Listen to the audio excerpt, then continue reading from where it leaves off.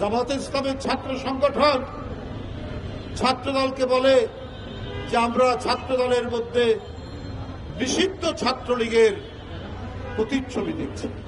ভাই, কে কখন নিষিদ্ধ হয় আমরা জানি না। এখন ছাত্রলীগ নিষিদ্ধ কিনা আমরা জানি না। ছাত্র শিবিরকেও নিষিদ্ধ হতে দেখেছি এক সময়। কিন্তু আমরা যে এটাও জানি, ছাত্র শিবিরের অনেক এখন যারা নেতা তারা ছাত্রলীগের মধ্যে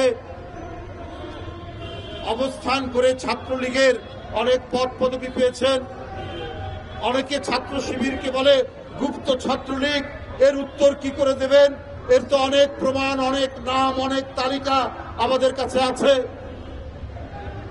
অবান্তর কথা কেন আপনারা বলছেন? কিসের জন্য এই সমস্ত কথা বলে আজকে গণতান্ত্রিক শক্তির বিরুদ্ধে এই বিভাজন তৈরি করছেন যে ঘোলা পানিতে মাছ শিকার করে নিজেরা কিছু হওয়া যায় কিনা। কিন্তু এইটা হতে পারবে না। বলছেন যে বিএনপিও তো কিংস পার্টি, জিয়াউর রহমান ক্ষমতায় থেকে এই দল করেছে। তাহলে কি করতে হতো? জিয়াউর রহমান ক্ষমতাসীন হয়ে আবার বাকশাল তৈরি করতে হতো, আওয়ামী লীগকে ডেকে আনতে হতো। এছাড়া তো আর কোন গণতন্ত্র দেখছি না। আরে শেখ মুজিব এক দল করেছেন, গণতন্ত্র হত্যা করেছেন, মিডিয়া বন্ধ করেছেন, রাজনৈতিক দলের তৎপরতা বন্ধ করেছেন, তারপরে তার নির্মম একটি মর্মান্তিক পরিণতি হয়। কিন্তু এই পরিণতির এটা দুঃখজনক। কিন্তু একদিকে গণতন্ত্রের পুনরুজ্জীবন, একদিকে স্থিতিশীলতার প্রতীক জিয়াউর রহমান। জিয়াউর রহমানের প্রতি সেনাবাহিনীর সিপাই জনগণের সমর্থন ছিল। তিনি জনপ্রিয় ছিলেন। তিনি রাজনৈতিক দল গঠন করেছেন গণতন্ত্রকে শক্তিশালী করার জন্য, দেশকে উন্নত করার জন্য। তাই জিয়াউর রহমানের সাথে আপনারা মেলান। আরে জিয়াউর রহমান যদি গণতন্ত্রের প্রথম বিপ্লবী অগ্রসৈনিক হয়ে থাকেন, সেটা জিয়াউর রহমান। যদি বহুদলীয় গণতন্ত্র যদি প্রকৃত গণতন্ত্র হয়, ওই প্রকৃত গণতন্ত্রের জনক জিয়াউর রহমান।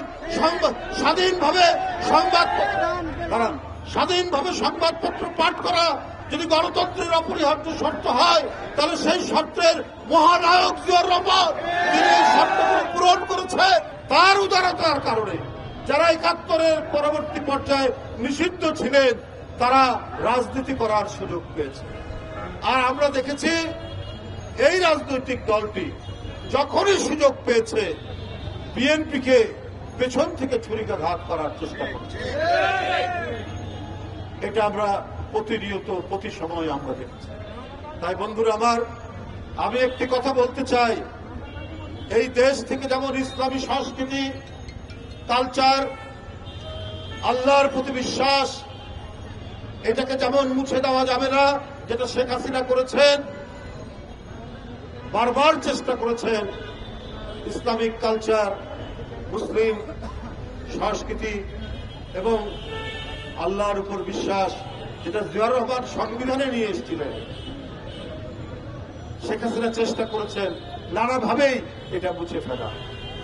আবার এটাও মনে রাখতে হবে, আজকে কয়দিন আগে দেখলাম আমাদের দেশের, এটা মনে রাখতে হবে, আমাদের দেশের জাতীয় সংস্কৃতির নানা অঙ্গ আছে, নানা বৈশিষ্ট্য আছে, ওটাকেও মুছে ফেলা যাবে না। কেন চট্টগ্রামে বসন্ত বরণকে নিষিদ্ধ করা হয়েছে? কার নির্দেশে হয়েছে? কেন নাটক বন্ধ করে দেওয়া হয়েছে চট্টগ্রামে? এটা কারো করছে?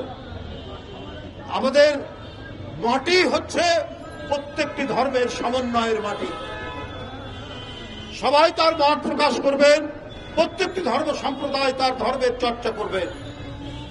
এই কারণে এখানকার মাটি সর্বধর্ম মত সমন্বয়ের মত, এবং আমাদের হাজার বছরের যে সংস্কৃতি, সেটাকেও আপনি মুছে ফেলতে পারবেন না, যেটা এখন কেউ কেউ চেষ্টা করছে।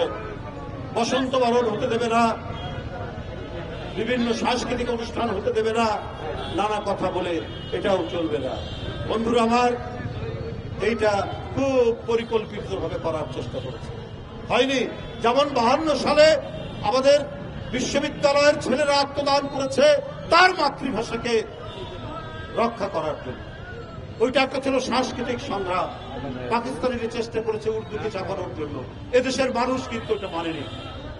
আমাদের এই দেশের মাটি থেকেই আমরা যেসব উৎসব করি, আমরা যেসব আমাদের সাংস্কৃতিক অঙ্গ, সেটাকেও মুছে ফেলতে পারবে না কেউ যদি পরিকল্পিতভাবে কোনো এজেন্ডা নিয়ে কাজ করে।